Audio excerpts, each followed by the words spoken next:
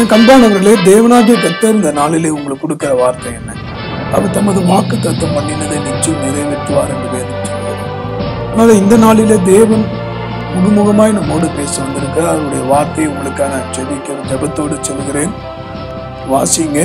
நெகேமியா புஸ்தகம் 9வது அதிகாரம் 11வது வசனம். நெகேமியா சாப்டர் 9 verse 11. நீர் அவர்களுக்கு முன்பாக சமுத்திரத்தை பிரித்ததினால் கடலின் நடுவாக கால் நனையாமல் நடந்தார்கள். வலுவான தண்ணீர்களிலே கல்லை போடுகிறது போல அவர்களை தொடர்ந்தவர்களை ஆழங்களிலே போட்டுவிட்டீர். எனக்கு அன்பானவர்களே, தேவனாகிய கர்த்தர் உங்கள் செய்கிற அற்புதத்தை இங்க நம்ம வாசித்தோம். இன்னிலிருந்து அவர் என்ன செய்ய போகிறார்? தேவனாகிய கர்த்தர் அவர்களுக்கு முன்பாக சமுத்திரத்தை பிரித்ததினால், யார் அந்த மனுஷர்கள் என்று பார்க்கும்போது இஸ்ரவேல் மக்களுக்கு தேவனாகிய கர்த்தர் செய்த ஒரு அற்புதம் இது. ஏன் தேவன் அவர்களுக்காக சமுத்திரத்தை பிரித்தார்? காரணம், அந்த ஜனங்களை தேவனாகிய கர்த்தர் கானான் தேசத்திலே கொண்டு போய் சேர்க்கும்படி சித்தமுள்ளவராய் இருந்தார். ஆகவேதான் தேவன் இந்த அற்புதத்தை செய்தார். இந்த செய்தியை கேட்கிற, இந்த வார்த்தையை வாஞ்சியோடு பார்த்து கொண்டிருக்கிற, கேட்டுக்கொண்டிருக்கிற அன்பு சகோதரனை சகோதரியை, உங்களுக்கும் எனக்கும் தேவன் ஒரு கானான் தேசத்தை வைத்திருக்கிறார். அதோட அர்த்தம் என்ன? மோட்சம் என்று சொல்லக்கூடிய, பரலோகம் என்று சொல்லக்கூடிய அந்த தேவாதி தேவன், சிருஷ்டி தெய்வம் வாசம் பண்ணுகிற அந்த இடத்துல நீங்களும் நானும் போய் வாசமாய் இருக்கும்படி, சுகமாய் தங்கியிருக்கும்படி தேவனாகிய கர்த்தர் நம்மேல் சித்தமுள்ளவராய் பிரியமுள்ளவராய் இருக்கிறார். ஆனால் நீங்க சொல்லப்பட்டிருக்கிறது, அவர்களுக்கு முன்பாக சமுத்திரத்தை பிரித்ததினால். சமுத்திரம் என்று சொல்லும் போது வேதாமத்தின்படி பார்த்தீங்கன்னா அது ஜனங்களை குறிக்கிறது. அப்போ தேவனாகிய கர்த்தர் நீங்களும் நானும் நன்மை பெற யாரெல்லாம் தடையா இருக்கிறார்களோ அந்த தடையை கர்த்தர் இந்த மாற்றுகிறார். அதுதான் இந்த செய்தியோட சாராம்சமே. நீங்களும் நானும் அந்த தேவாதி தேவனுடைய ஆசீர்வாதத்தை பெற்றுக்கொள்ள தடையா இருக்கிற, சமுத்திரத்தை போல தடையா இருக்கக்கூடிய எல்லா விதமான போராட்டங்கள், தடை, அந்தகார கிரிகள், வியாதிகள், சாபங்கள், எல்லா இருளையும் என் தேவனாகிய கர்த்தர் இப்போ கடிந்து கொள்வதை நான் பார்க்கிறேன். பிரித்ததினால் என்ன அர்த்தம்? என்ன? அதான் லாஸ்ட் ஸ்டேஜ்னு சொல்லுவாங்க, ஃபைனல் ஸ்டேஜ். ஏன்னா இஸ்ரவேல் மக்கள் எகிப்திலேருந்து வெளியே வந்த பிற்பாடு பல பல அற்புதங்களை பார்த்தாங்க. ஆனா அவர்கள் தேவன் வாக்குத்தத்தம் பண்ணின தேசத்தை போய் சேரக்கூடாதபடி அவர்களுக்கு நடுவாக சமுத்திரம் இருந்தது, ஒரு பெரும் செங்கடல் இருந்ததை நம்ம பார்க்கிறோம். அப்போ சமுத்திரத்தை பிரித்தார். அதோட அர்த்தம் என்ன? பாவ மன்னிப்பு நிச்சயத்தை பெறக்கூடாதபடி. ஒரு சமுத்திரத்தை பிரிக்கிறது என்றது லேசான விஷயம் அல்ல. அது நம்முடைய அறிவுக்கெல்லாம் அப்பாற்பட்ட ஒரு காரியம். ஆனால் தேவன் மிக தெளிவாக சொல்றார், நீர் அவர்களுக்கு முன்பாக சமுத்திரத்தை பிரித்ததினால். யாரெல்லாம் இப்ப இந்த பிரச்சனையில நின்று கொண்டிருக்கிறீங்களோ, யாரெல்லாம் இனி என்னால் முடியாது என்று அழுது புலம்பிக் கொண்டிருக்கிறீங்களோ, யாரெல்லாம் கதறி கொண்டிருக்கிறீங்களோ, உங்களுக்கு தேவன் வாசலை திறக்கிறார் இப்பொழுது. ஆமென் சொல்லுங்க. நிச்சயமா இந்த வார்த்தை நீங்க விசுவாசிக்கும் போது அடைக்கப்பட்ட வாசல்லாம் திறக்கப்படுவதை நான் பார்க்கிறேன்.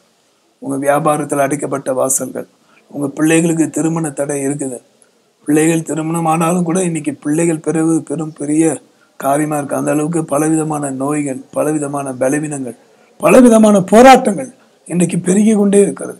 அது எல்லாவற்றையும் தேவனாகிய கர்த்தர் கடிந்து கொள்கிறாராக. இப்போதே அவர் கடிந்து கொள்வாராக. ஏனென்றால் உங்களுக்காக அவர் அற்புதத்தை செய்து விட்டார். சமுத்திரத்தை பிரித்ததினால் கடலின் நடுவாக கால் நனையாமல் நடந்தார்கள். நிச்சயமா கீழே சேரும் சகதியுமா இருந்திருக்குமே. ஆனால் தேவனாகிய கர்த்தர் எவ்வளவு நேசம் பாருங்க, தன் ஜனங்கள் மேலே எவ்வளவு அன்பு வைத்திருக்கிறார். ஒரு குமாரனை ஒரு தகப்பன் கடாட்சிப்பது போல நான் உன்னை கடாட்சிப்பேன் என்று சொன்ன கர்த்தர், ஒரு மனிதன் தன் பிள்ளையை தோழி சுமப்பது போல நான் உங்களை சுமப்பேன் என்று சொன்ன தேவனாகிய கர்த்தர் உங்களோடு பேசி கொண்டிருக்கிறார். தன் பிள்ளைகளுடைய கால் நனையக்கூடாது, அதான் சேத்துல காலு சிக்கிடக்கூடாது. சேரு என்று சொல்லும்போது பக்தன் தாவீது சொல்றார், கர்த்தாவே நீர் என்னை உளையான சேற்றிலிருந்து தூக்கி எடுத்தீர். சேர் என்று சொல்லும்போது பாவங்கள், அக்கிரமங்கள், நம்மை அடிமைப்படுத்துகிற கெட்ட பழக்க வழக்கங்கள், இப்படி பல காரியங்களை சொல்ல முடியும். ஆனால் கால் நனையாதபடி தேவன் என்ன பண்ணாரு? ஒரு உலர்ந்த தரையில நடப்பது போல தன் ஜனங்களை நடக்க பண்ண. என் அன்பானவர்களே, எவ்வளவு அன்புள்ள தெய்வம் பாருங்க.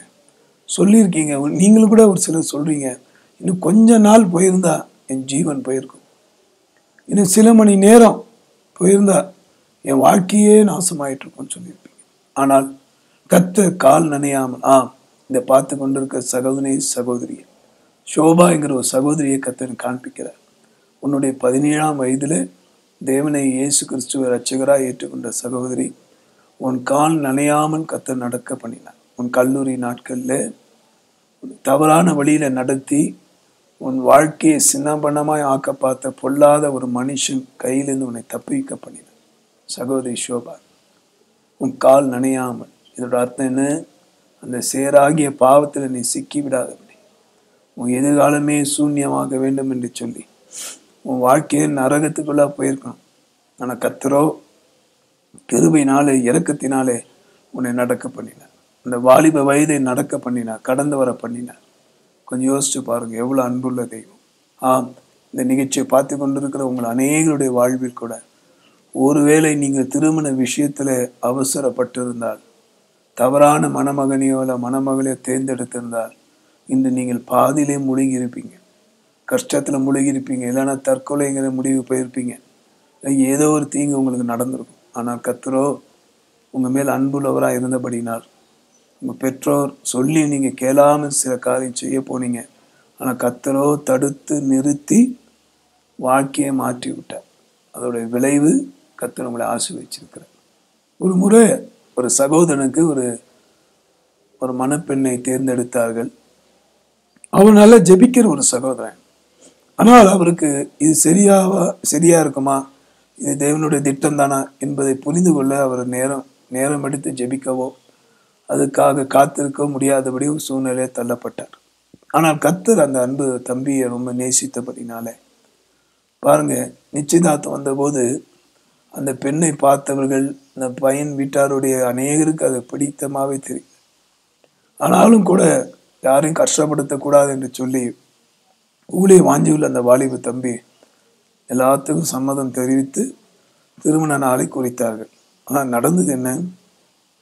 சில நாட்களுக்குள்ளாகவே அந்த பெண்ணுடைய முகநூல் என்று சொல்லக்கூடிய அந்த ஃபேஸ்புக்கில் இந்த தேவனுடைய ஊழியத்தை செய்ய வாஞ்சிக்கிற அந்த வாலிப தம்பி சற்று தேடி பார்த்து கொண்டிருந்த போது ஒரு அருவருப்பான பல படங்கள் அல்லது ஒரு குடும்ப பெண்ணாக வரக்கூடியவளுக்கு காணப்படக்கூடாத பல சுபாவங்கள், பல விதமான பழக்க வழக்கங்களை அவர் பார்த்து மனம் உடைஞ்சு போனார். ஆனால் பாருங்கள், தன் தாயிடத்தில் கூட சொல்லலை, அப்பயும் ஜெபித்து கொண்டே இருந்தான். கர்த்தருடைய கிருபை அந்த பையனை ஆண்டவர் அற்புதமாக காப்பாற்றினார். ஏன்னா அந்த பையனுடைய பெற்றோருக்கு எல்லாம் தெரிய வர, மற்றவங்க கூட மற்ற உறவினர்களுக்கெல்லாம் தெரிய வர உடனே அந்த அலையன்ஸை நிறுத்தி விட்டார்கள்.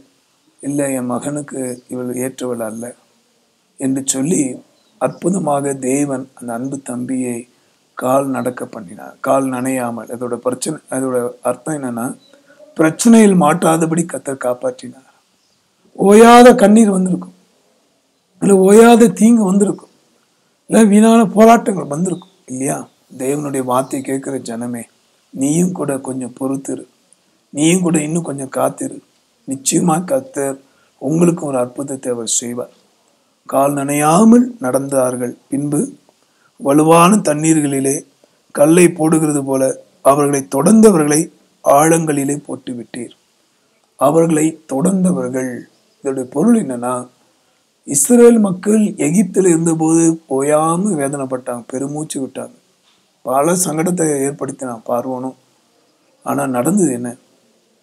கர்த்தர் மோசேயை கொண்டு அவர்களை விடுவித்து தாம் காண்பித்த தேசமாகிய கானானுக்கு நேராக இந்த ஜனங்களை நடத்தினார்.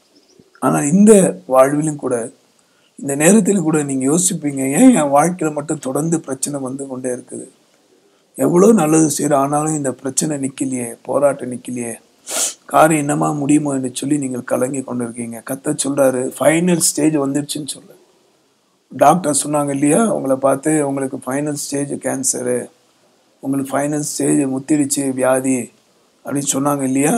அதே மருத்துவர்கள் மத்தியில் கர்த்தர் உங்களை உயிர் உள்ள சாட்சியா வைக்க போகிறார். ஆழங்களை போட்டுவிட்டு தொடர்ந்தவர்களை, வியாதி உங்களை தொடர்ந்து வந்தே இருக்குது இல்லையா? சிறு வயதுலேருந்து வந்துட்டு இருக்கு. தாய் தகப்பனுக்கு வந்த வியாதி இப்போ பிள்ளைகளுக்கு வந்திருக்கு. பிள்ளைகளுக்கு வந்த வியாதி பேர பிள்ளைகளுக்கு வந்திருக்கு. இப்படி என்னடா இது சந்ததி தோறும் போகுதே என்று சில குடும்பங்கள் கசந்து கொண்டு இருக்கிறாங்க, அழுது கொண்டு இருக்கிறாங்க. ஏன் எங்களுக்கு மட்டும் இப்படி வாழ்க்கை, எல்லாமே எங்கள் வாழ்க்கை இப்படி நெகட்டிவாக போகுது என்று சொல்லி நீங்கள் புலம்பி கொண்டு இருக்கிறீங்க. இப்போ கர்த்தர் சொல்றாரு, உங்களை தொடர்ந்து கொண்டு இருக்கிற அந்த தெய்வம் அல்லாதவர்களுடைய தீங்கு, உங்களை தொடர்ந்து கொண்டு இருக்கிற அந்த போராட்டத்தின் ஆவிகள், சகல மந்திர செய்வின கட்டுகள்லாம் இப்போ உடைந்து கொண்டிருப்பதை நான் பார்க்குறேன். அன்பானவர்களே, நீங்கள் வெட்கப்பட்டு போவதில்லை. இதை குறித்து சொல்லும்போது சில வாரங்களுக்கு முன்பாக ஊழிய பாதையில் பிரயாணப்பட்டு கொண்டிருந்தோம். அப்போது ஒரு இடத்துல எப்படி ஜெபிக்க கூடாது என்ற ஒரு தலைப்பில் ஆண்டோடைய வார்த்தை நான் கொடுத்தேன். அந்த செய்தி முடிந்த பிற்பாடு ஜெப நேரம் வந்தபோது எல்லாரும் தங்கள் இருதயத்தை நேராக்கி ஆண்டோடைய வசனத்துக்கு நேராக தங்களை ஒப்பு கொடுத்தாங்க. அப்போது அந்த ஊர்ல, உதாரணத்துக்கு அது பாண்டிச்சேரிக்கு நான் சென்றிருந்தேன். அந்த புதுச்சேரிங்கிற இடத்துல ஜனங்கள் நன்மை பெறக்கூடாதபடி எந்தெந்த ஆவிகள்லாம் தடை பண்ணி கொண்டு இருக்குது என்பதை அந்த ஜெப வேலையில கடிந்து கொண்டு ஜெபிக்க ஆரம்பிக்க உதவி செய்தார். கடிந்து கொண்டு மன்றாடி ஜெபிக்க ஆரம்பித்தேன். ஜனங்களுடைய ஆசீர்வாதத்தை எதெல்லாம் கெடுக்குதோ அதெல்லாம் வெளியே வர வேண்டும் என்று சொல்லி தேவ சமூகத்தில் நின்று கரத்தை மட்டும் உயர்த்தி ஸ்தோத்திரம் பண்ணி கொண்டு ஆவியோடு உண்மையோடு ஜெபம் பண்ண ஆரம்பித்தேன். அதோடைய விளைவு என்ன தெரியுமா? கர்த்தருடைய ஆவி நாங்கள் பலமாக இறங்கி வந்து அந்த ஜனங்களை தொடர்ந்து அந்த பொல்லாத ஆவிகளை ஆழங்களிலே போட்டுவிட்டேன். Praise the Lord. பொல்லாத ஆவிகள் அலைக்கழித்து ஓட ஆரம்பித்து, சத்தமிட்டு வெளியே வர ஆரம்பித்து, அவையெல்லாம் மண்டியிட்டு ஓடிட்டு, ஐயோ எங்களை வேதனைப்படுத்தவா மந்தியர் என்று சொல்லி அவர்கள் நிர்மூலமாகிட்டு நடந்தது என கர்த்தர் ஆழங்களிலே போட்டு விட்டார். பிரியமானவர்களே, அந்த பிரச்சனைக்கு, அந்த மக்களுடைய நன்மைக்கு தடையா இருக்கிறதான அந்த பொல்லாத கிரிகளை அழித்து விட்டார் கர்த்தர். அவர் போட்டு விட்டார்னால அவ்வளவுதான், அதுக்கு மேல வராது. அதோட அர்த்தம் என்னன்னா, நீங்களும் கூட உங்க வாழ்க்கையில எவ்வளோ முயற்சி பண்றீங்க, ஆனா உங்க வாழ்க்கையில பொருளாதாரத்தை கெடுக்கிறதுக்குன்னே மந்திரவாத சக்தியை பண்ணியிருக்கிறாங்க. சிலரெல்லாம் பார்த்தீங்கன்னா தலைமுறை தோறும் பார்த்தீங்கன்னா ஒரு 40 வயசு மேலே சில ஆண் மக்கள் சில குடும்பங்களை வாழவே முடியாது. உன்னை திடீர்னு அகால மரணம் வரும், இல்லாட்டி ஏதாவது விபத்து வரும். பேசிட்டே நல்லா தான் இருந்தாங்க, திடீர்னு நெஞ்சு வலியில மறிச்சு போனாங்கன்றாங்க. இப்படி கேட்கும்போது நமக்கே ஆச்சரியமா இருக்குது, என்னடா மரணம் இப்படி வருது. பிரியமானவர்களே, தொடர்ந்தவர்களை ஆழங்களை போட்டுவிட்டு உங்களை ஓயாம தொந்தரப்படுத்திட்டே இருக்கிறாங்க. நீங்க நினைக்கிறீங்க எங்க அப்பா அம்மா எவ்வளோ கனப்படுத்துறேன், நேசிக்கிறேன், கிறிஸ்துவின் அன்பினால நடத்துறேன், ஆனாலும் கூட ஓயாமல் பார்வனை போல ஓயாம உபத்திரப்படுத்திட்டே இருக்கிறாங்க. அதே போல சில மனைவிமார்களும் அப்படிதான் தன் கணவரை குறித்து கவலைப்படுறீங்க. அதே போல சில அருமையான புருஷன்மார்களும் எவ்வளவுதான் நான் அவளை பிரியப்படுத்த காரியங்களை செய்தாலும் உண்மை இல்லாமல் இருக்கிறாளே, ஓயாமல் சங்கடப்படுத்தி கொண்டே இருக்கிறாள் என்று சொல்லி இப்படியாக குடும்ப வாழ்க்கையில் இருக்கக்கூடிய பிள்ளைகள் புலம்பி கொண்டிருப்பதை, தவித்து கொண்டிருப்பதை, போராடி கொண்டிருப்பதை தேவனாகிய கர்த்தர் காண்பிக்கிறார். பிரியமானவர்களே, உங்களை தொடர்ந்தவர்களை கர்த்தர் கடிந்து கொள்வார். உங்கள் வாழ்க்கையில ஆசீர்வாதத்துக்கு தடையா இருந்த மனுஷர்களை கர்த்தர் உங்களை விட்டு விலக்கி விட்டார். இந்த செய்தியின் சாராம்சமே அதுதான். தேவன் உங்களுக்காக யுத்தம் செய்து விட்டார், செய்து கொண்டிருக்கிறார், இனிமேலும் செய்ய போறார். இப்ப தேவன் பிரித்ததான சமுத்திரத்தை தேவன் தான் இணைக்க முடியும். அவர் சொல்ல ஆகும், அவர் கட்டளையிட நிற்கும் என்று வேதம் மிக தெளிவாக சொல்லுகிறது.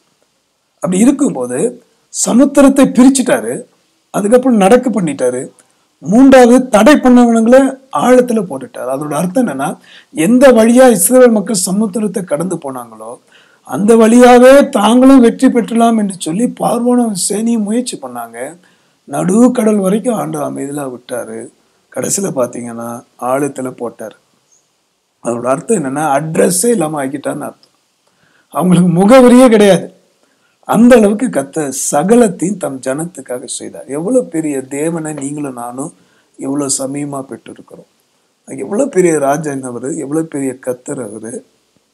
இந்த தேவனாகிய கர்த்தர் உங்களுக்கு செய்ய விரும்புறதை இனி யார் தடுக்க முடியும்? நீங்க வீணா யாரோ மந்திரவாதம் பண்ணிட்டாங்க, நான் என்ன சொல்றேன், உன் பிள்ளைக்கு விரோதமா பண்ணாங்க, உனக்கு விரோதமா பண்றாங்க யாராவது சொல்றாங்களா? ஃபர்ஸ்ட் அதை நம்பாதீங்க. ஏன்னா என்னாகும் 23 23 நம்ம வாசிக்க கேட்கலாம். அதில் சொல்லப்பட்டிருக்கிறது, யாக்கோபுக்கு விரோதமாய் மந்திரவாதமும் இல்லை, இஸ்ரவேலுக்கு விரோதமாய் குறி சொல்லுதலும் இல்லை என்று வேதம் சொல்லுகிறது. அவ்வளவு பெரிய தேவன் வாக்கு கொடுத்திருக்கிறார். அப்படி இருக்கும்போது எப்படி அந்த மந்திரமோ அல்லது குறி சொல்ல தன்மைகளோ உங்களுக்கு விரோதமாக செய்வினைகள் ஏவல்களை எழும்போது அது எப்படி உங்களையும் உங்க பிள்ளைகளை தாக்கும் நான் கேட்கிறேன். ஏன்னா நீங்க தேவனோட தொடர்பு வச்சிருக்கீங்களா? தேவனோடு நெருங்கி வாழ்றீங்களா? உங்க சரீர ஆத்மாவிய இயேசுவின் ரத்தத்தால் கழுவுப்பட ஒப்பு கொடுத்துருக்கீங்களா? நான் மறுபடியும் சொல்லி இந்த வாக்கு தத்துவம் எல்லாருக்கும் போய் சேரணும்னு நாங்க வாஞ்சிக்கிறோம். அதனாலதான் இன்னைக்கு இந்த நிகழ்ச்சியோ ஜெபத்தோடு பாரத்தோடு ஒரு கண்ணீரோடு உங்களுக்கு நான் தெரியப்படுத்துறேன். இன்னும் எத்தனை நாட்கள், இன்னும் எத்தனை வருடங்கள் நீங்கள் இன்னும் இயேசுவை ரட்சகராக ஏற்றுக்கொள்ளக்கூடாதபடி வீணர்களோடு பின்னாடி போவீங்க? யோசிச்சு பாருங்க. இனி எத்தனை நாட்கள் இன்னும் இருளுக்கு அடிமைப்பட்டு கொண்டு இருப்பீங்க? இனி எத்தனை நாட்கள் இங்கும் அங்குமாக அலைந்து திரிந்து கொண்டு இருப்பீங்க? இன்னைக்கு உங்களை தேடி கர்த்தராகிய ஆண்டவர் தம் ஆசீர்வாதங்களை ஊற்றுகிறாரே, உங்களை தேடி வந்து தன் சமாதானத்தை கொடுக்கிறாரே, விலையேறப்பட்ட மகிழ்ச்சி தராரே, எந்த மருந்து மாத்திரை செய்ய முடியாத விடுதலையை, எந்த பெரிய பெரிய மருத்துவர்களாலும் சாதிக்க முடியாததை பரம வைத்தியராகி இயேசு கிறிஸ்து உங்களுக்காக செய்ய விரும்புகிறாரே. இதுக்கு நீங்களும் நான் செய்ய வேண்டியது என்ன? முதலாவது உங்க இருதயத்தை திறந்து கொடுங்க போதும். பின்பு அவர் சமுத்திரத்தை உங்களுக்காக திறந்துருவார். தெரியுமா? உண்மையா தான் இருதயத்தை ஒப்பு கொடுத்தவங்களை ஆண்டவர் ஒரு நாளும் கைவிட்டதே கிடையாது. தான் இருதயத்திலிருந்து ஆண்டவர் மேல நம்பிக்கை வைத்து இயேசுவே உதவி செய்யும், இயேசுவே எனக்கு விடுதலை தாரும் என்று சொல்லி யாரெல்லாம் உண்மையான இருதயத்தோட இயேசுவிடத்துல வந்து மன்றாடி கேட்கிறாங்களோ அத்தனை பேருக்கும் தேவன் அற்புதம் செய்கிறார். இது வரைக்கும் செய்து கொண்டிருக்கிறார். என் ஊழிய பாதையில கடந்த 21 ஆண்டுகளா நான் பார்க்கிறேன். லைட் ஆஃப் த வேர்ல்ட் மினிஸ்ட்ரின்ற ஊழியம் தேவன் வைத்திருக்குதான அந்த தரிசனத்துல நிலைத்திருந்து தேவ கிருபையினால ஜெயம் பெற எவ்வளவு சமுத்திரத்தை நாங்கள் தாண்டி போகிறோம் தெரியுமா? பொறாமைங்கிற சமுத்திரம், எரிச்சல் என்கிற சமுத்திரம், வியாதி என்கிற சமுத்திரம், தடைகள் என்கிற சமுத்திரம், சோர்வு, பலவீனம், இப்படி சொல்லிக்கொண்டே இருக்கலாம். எவ்வளவு சமுத்திரத்தை நாங்கள் பிளக்கிறோம் என்றால் மனிதராகிய நான் அல்ல, எனக்குள் இருக்கிற இயேசு மகா பெரியவர். அவர் எனக்கு அடுத்து அவர் என்னுடைய வாழ்க்கையில கற்றுக் கொடுத்த அந்த விசுவாசம், அந்த வசனத்தின் வார்த்தைகள், வல்லமைகள், வசனத்தின் மகத்துவங்கள், அதை அபியாசப்படுத்துறேன் நான். அதோட அர்த்தம் என்னன்னா, what I am preaching and practising, God knows that. இந்த நிகழ்ச்சி பார்க்குற அன்பான ஊழியக்காரர்களுக்கு நான் சொல்லுகிறேன், பிரியமானவர்களை, நீங்கள் செய்கிற ஊழியம் சிறிய ஊழியமோ பெரிய ஊழியம் என்று வித்தியாசம் பாராதீர்கள். நாம் ஏசப்பாவுடைய சித்தந்தபடி செய்கிறோமா என்று மட்டும் நீங்கள் ஆராய்ந்து பாருங்கள். தேவனுடைய சித்தமானபடி நீங்கள் செய்யும்போது அந்த ஊழியத்துக்கு விரோதமாக எவ்வளவுதான் சமுதிரத்தை போல பிரச்சனைகள், போராட்டங்களை சத்துரு கொண்டு வந்தாலும் அதை சுலபமாக கர்த்தர் பிரித்து உங்கள் கால் நனையாதபடி உங்களை நடத்தி செல்வார். ஆமென். அதாவது பிரச்சனை கண்டு ஓட வேண்டிய அவசியம் இல்லை. தேவனாகிய கர்த்தர் எவ்வளவு வைராகியமா தம்முடைய ஜனங்களை நடத்தினார் பாருங்களேன். இந்த இஸ்ரவேல் மக்கள் சங்கடப்பட்டு வேதனைப்பட்டு கடந்த நேரத்திலாம் கர்த்தர் மோசே அனுப்பி அவருடைய விடுதலையாக்கி சமுத்திரத்து வரைக்கும் வந்தாச்சு. Final stage. இன்னைக்கு இந்த செய்தியை கேட்குறவங்களுக்கு ஆண்டவர் அதே வார்த்தையை தான் நினைவுபடுத்துறார். ஒருவேளை வியாதியின் கொடூரம் ஃபைனலாக இருக்கலாம், ஒருவேளை உங்கள் வாழ்க்கையில போராட்டம் இனி தான் ஃபைனலாக இருக்கும். இனி உங்கள் வாழ்க்கையில ஆசீர்வாதம் வல்லமையாக பெருக போகுதுங்க. அது எந்தவித சந்தேகமும் வேண்டாம். ஏன்னா மிக தெளிவாக வேதம் சொல்லுது, கர்த்தர் அவர்களுக்காக நன்மை செய்தார். சமுத்திரத்தை பிரித்ததினால் நடந்தாங்க.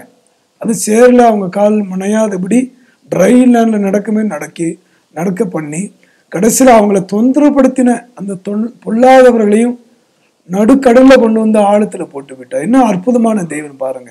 மனுஷன் ஒரு பிளான் பண்ணா அது ஃபெயிலியர் ஆயிடுது. ஆனா கர்த்தர் ஒரு செயல்பட்டார்னா ஒரே கல்ல 2 மாங்கான்னு ஒரு பழமொழி சொல்லுவாங்க. அதே போல அவர் பல விதமான காரியங்களை செய்கிறார்.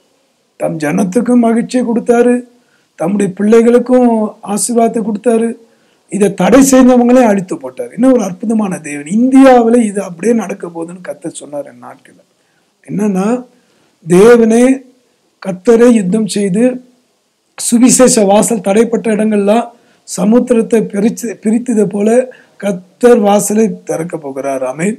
அடுத்தது தம் ஜனங்கள் உண்மை உத்துவமாய் வசனத்துக்கு பயந்து நடக்கிற, கர்த்தருக்காக உண்மையை உத்தமா ஓடுற தேவ பிள்ளைகளையும் அருமையான தம் ஜனங்களையும் கர்த்தர் என்ன செய்ய போறார்? கால் நனையாமல் நடக்க பண்ண போறார். அவங்களுக்கு இப்போ சேற்றல் ஒரு பக்கம் கால் சேறு சகதியமா ஆனாலும் இன்னொரு பக்கம் அந்த சேரானது வழுக்கி கூட விடும் இல்லையா? அதே போலதான் இன்னைக்கு மனுஷனுடைய வாழ்க்கையில பல தவறான காரியங்கள் அவர்களை சேதப்படுத்துகிறது, அவர்களை தீங்குக்குள்ளாக நடத்துறது. ஆனா தேவனாகிய கர்த்தர் மிக தெளிவாக சொல்றாரு, நான் நடக்க பண்ணுவேன், நீ பயப்படாத, நீ வெட்கப்பட்டு போக மாட்டேன்னு சொல்றாரு அவர். அதனால எந்த தீங்கும் அவங்களை தொடாதபடி தேவனாகிய கர்த்தர் பாதுகாக்க போறாரு. மூணாவதாக அவர் என்ன சொல்றாரு, ஆழத்துல போட்டு விட்டார். இது வரைக்கும் டிஸ்டர்ப் பண்ணாங்கல்ல, அவன் டிஸ்டர்ப் ஆகுறான். இன்னுமே யாரெல்லாம் பரிசுத்தவான்களையும் தேவனுடைய பிள்ளைகளையும் தொந்தரவுப்படுத்தும்படி திட்டங்களை போட்டார்களோ அவங்களுக்கு தேவன் ஒரு பெரிய திட்டம் ஏற்கனவே போட்டுட்டாருங்க. அதோட என்ன தெரியுமா, நடுக்கடலை கொண்டு வந்து அவர்களை அமிழ்த்தி போடுவார். இதோட அர்த்தம் என்னன்னா, வெளியே வர முடியாதபடி கர்த்தர் கட்டிப்பட போகிறார். I feel the fire right now. கர்த்தருடைய தீர்க்க தரிசன வார்த்தை நான் சொல்றேன். கர்த்தரை யுத்தம் செய்து இனி அவன் வெளியே வர முடியாதபடி கர்த்தர் கட்டி போட்டார். இந்தியாவில் முகமுகமா நடக்க போகுது. நீங்க உடனே வேற எதையும் யோசிக்க வேண்டாம். நான் மறுபடியும் சொல்றேன், என் கர்த்தர் இன்னும் உயிரோடு இருக்கிற தெய்வம். மரண கட்டில இருந்த என்ன ஒரு பிராமண குடும்பத்தில் என்னை ரட்சித்து இன்னைக்கு இயேசுவே தெய்வம் என்று உலகமெல்லாம் பறைசாற்றி வருகிறேனே, அவர் என்னை விட்டு விடுவாரா? இவ்வளவு ஆண்டுகள் அவருக்காக ஓடிக்கொண்டு இருக்கிறேனே, அவர் சும்மா பார்த்து கொண்டு இருப்பாரா? ஒரு நாள் அவர் அமைதியா இருக்க மாட்டார். நீங்க நினைக்கிறீங்க, ஐயா ஏன் இவ்வளவு அக்கிரமம் நடக்குது? நீங்க நல்லா தெரிஞ்சு கொள்ளுங்க அன்பான சகோதரனே, நீ எந்த மார்க்கத்தை சேர்ந்தவனோ எந்த மதத்தை சார்ந்தவனோ அது எனக்கு பிரச்சனையே கிடையாது. உன் ஆத்மா பரலோகத்துக்கு வரணும், அதுதான் என்னுடைய பாரம். நீங்கள் இந்த பூமியிலும் சந்தோஷமா வாழணும், பரலோகத்திலும் அந்த நித்திய சந்தோஷத்துக்குள்ள பிரவேசிக்கணுங்கிற ஒரு நல்ல நோக்கத்தோடு தான் இந்த உயிர்ப்பிக்கும் நேரம் எங்கள் நிகழ்ச்சியை உங்களுக்கு நாங்கள் கொடுக்குறோம். ஆனால் இது எந்த விதத்திலும் எந்த தனிப்பட்ட மனுஷனுக்காக அல்ல. மனிதராக என்னை எனக்கு முன்பாக வந்த சமுத்திரத்தை அவர் எப்படி பிரிச்சாரு. உங்களுக்கு சமயம் வாய்க்குன்னா யூடியூப்ல கூட பாருங்க, 6 மணி ஏன்னு போட்டு டைப் பண்ணி பாருங்க, என் சாட்சிங்க கேட்கலாம். எப்படிப்பட்ட சமுத்திரத்தில் முன்னாடி நான் நின்றேன், எப்படி ஆண்டவர் அதை பிரிச்சாரு. எப்பெல்லாம் ஆண்டவர் என் கால் நனையாதபடி அவர் தோளில் என்னை சுமந்தார். இன்னும் சொல்லிக்கொண்டே இருக்கலாம். அன்பானவர்களே, கர்த்தருடைய வேலை வந்தது. நிச்சயம் உங்க வாழ்க்கையில பிரச்சனைக்கும் போராட்டத்துக்கும் முடிவு கர்த்தர் இன்னைக்கு வச்சுட்டார். ஃபைனல் ஸ்டேஜ், ஃபைனல் ரவுண்ட் அப்படின்னு எதை வேணா நீங்க எடுத்துக்கிடுங்க. இப்போதே நமக்கு வெற்றி அவராலே கிடைக்கும். ஜெபம் பண்ணலாமா? இந்த வாக்கு தத்துவம் எனக்கு தான், இந்த வசனம் எனக்கு தான் நீங்க நம்புவீங்கன்னா இப்போ என்னோட கூட சேர்ந்து நீங்களும் ஜெபம் பண்ணலாமே. கண்களை மூடிக்கோங்க, ஜெபம். அன்புள்ள ஆண்டவரே, உங்களுடைய வார்த்தையின்படியே, உங்களுடைய கிருபையினாலே, உங்களுடைய வசனத்தின்படி நீ ஜெயத்தை தருவீர். கடைசி கட்டத்தில் வந்துட்டோம்ப்பா, நீ ஒன்றும் முடியாது என்று உங்க பிள்ளைங்க சரண்டர் ஆயிருக்காங்கப்பா. கண்ணோக்கி பாருங்க ஆண்டவரே, ஊழியத்தையும் பாரத்தோடு உண்மையா ஓடுகிற தேவ மனுஷர்களையும் மிஷனரிமார்களையும் ஓயாமல் தொந்தரப்படுத்தி கொண்டே இருக்கிற அந்த சத்துருவின் கிரிகளை கர்த்தர் ஆழத்தில் போட்டு விட்டீர். அது இப்பொழுதே நடக்குதை நாங்க பார்க்கிறோம். இந்த செய்தியை பார்த்து கொண்டிருக்கிறதான தேவனுடைய ஊழியர்கள், விசுவாசிகள், நண்பர்கள், ஆண்டவரே, ஒருவேளை புதிய நபர்கள் பலர் இருக்கலாம். கர்த்தர் அவர்கள் துணிவீராக அவங்க குடும்பத்துல சமுத்திரத்துக்கு முன்னாடி வந்து நிற்பது போல பிரச்சனைகளை கண்டு, கடன் பாரத்தை கண்டு, வந்திருக்க வியாதி வேதனைகளை கண்டு புலம்பி கொண்டு இருக்கிறார்களப்பா. என் தேவன் இப்போதே அதை மாற்றி போடும். இந்த நிமிஷமே அதிசயத்தை செய்ய மாட்டாங்க. இவங்களால மனுஷ சக்தியால முடியாது.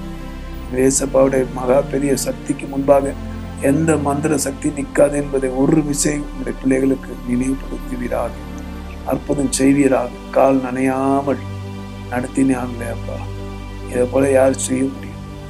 ஆண்டவரே, இந்த உலகத்துல எல்லாரும் ஏதோ ஒரு நோக்கத்தோடு தான் பழகுவாங்க ஆண்டவரே. ஆனால் நீரோ எங்களிடத்துல ஒன்று எதிர்பார்க்கிறோம். இப்பொழுது கூட ஆண்டவரே, வியாதி வேதனையில துக்கம் துயரத்துல போராடி கொண்டிருக்க ஜனங்களை விடுவிப்பீராங்க. இப்போதே உங்களுடைய குணமாக்கும் வல்லமை இறங்கிட்டோம் சுவாமி. இப்பொழுதே ஒவ்வொரு மேலும் உங்களுடைய வல்லமை இறங்கி கொண்டிருப்பதை பார்க்கிறோம். விசேஷமா மந்திர கட்டினாலே, செய்வினை கட்டினாலே பிள்ளை பேர் இல்லாம தவித்து கொண்டிருக்க அநேகரை பார்க்கிற கர்த்தருடைய ஆவியை விடுவிப்பீராக. சிஸ்டர் ஜெமிமா, உங்க மேல கர்த்தருடைய கரை இறங்கி உங்க கர்ப்பத்தை ஆண்டு தொடுவதை நான் பார்க்கிறேன். முன்னோருடைய வழியா வரக்கூடிய எல்லா தொடர்ந்தவர்களை ஆழத்துல போட்டது போல உங்களை தொடர்ந்த எல்லா மரண கட்டை, மந்திர செய்வினை கட்டை இப்ப கர்த்தர் உடைக்கிற. இந்த 3 மாதத்துல உங்க கர்ப்பம் திறக்கப்படும். நீங்க ஆண்டவருக்கு சாட்சியா நிற்க போறீங்க. நன்றி ஆண்டவரே.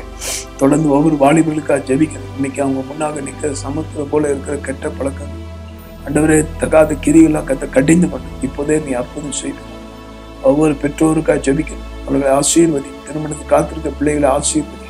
ஏற்ற துணை கட்டளையிட ஆண்டவரே. தேவ ஆலோசனை இல்லாம, தேவனுடைய நடத்து இல்லாம எதிலையும் போய் சமுத்திரத்தை போய் சிக்கிவிடாது. கர்த்தர் பிரித்து நடத்தி நிச்சயமாய் அவர்களுக்காக நீ வாசலை திறந்து விட்டு நமக்கு ஸ்தோத்திரம். வியாபாரத்துல சமத்துவத்தை போல கடன் பிரச்சனையும் போராட்டம் இருக்குது என்று புலம்பி கொண்டிருக்கிறார்கள் அப்பா. அருமையான உங்களுடைய பிள்ளைகளுக்கு ஒரு வாசலை திறந்தோம், ஒரே வழி திறந்துடலாம் ஆண்டவர். நீ அதிசயங்களை நடப்பித்தீரே ஸ்தோத்திரம். ஜபத்தை கேட்டீரே உமக்கு ஸ்தோத்திரம். பல சாட்சிகள் எழுப்பினீரே ஸ்தோத்திரம். மகிமைப்பட்டீரே உமக்கு ஸ்தோத்திரம். இயேசுவின் மூலமா ஜபிக்கிறோம் நல்ல பிதாவே. ஆமென், ஆமென், ஆமென். பிரியமானவர்களே, உங்களுக்கு கொடுத்த ஜெயத்தை, செய்த அற்புதத்தை எங்களுக்கு தெரியப்படுத்துங்க. தேவனுடைய நாமத்தை மகிமைப்படுத்த அது எதுவாக இருக்கும். கர்த்தர் உங்களை ஒவ்வொரு ஆசீர்வதிப்பாராக. ஆமென்.